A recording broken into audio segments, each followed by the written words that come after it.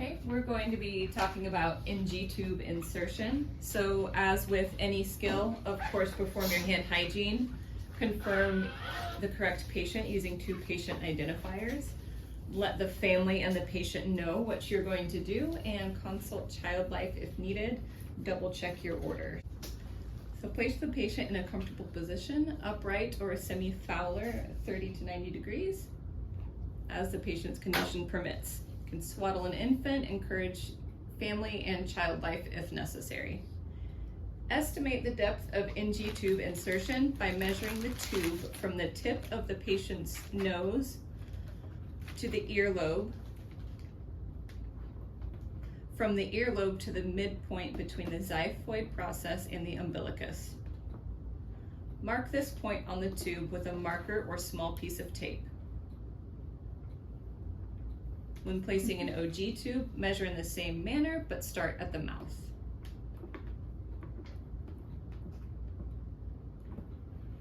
So we have our measurement, we've marked it. We're now going to lubricate the distal tip of the tube with a water-soluble lubricant.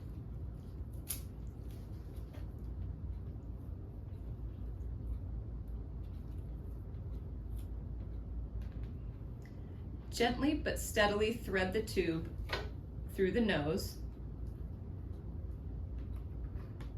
to the identified mark. Avoid extending the patient's head backward during this time.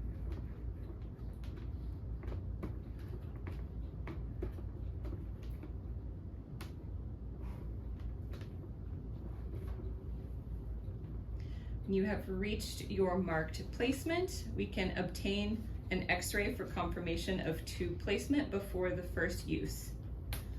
Securing the tube to the patient's face, we can use Duoderm on the face to protect and a Tegaderm on top of the tube. Ensure that the marked place on the tube is visible where the tube exits the nair.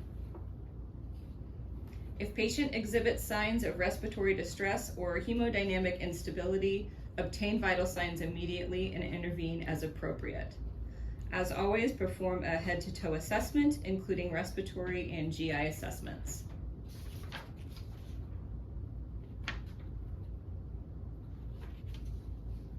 Notify practitioner about emesis, choking, coughing, gagging, or desaturations immediately.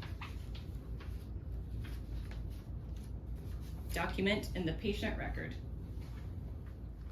While the standard for placement verification at Nemours is an X-ray, while we can also check the pH using our pH strips, you will have a PRN order for an NG tube for pH check, but again, we must wait for the X-ray to be complete before we utilize the NG tube.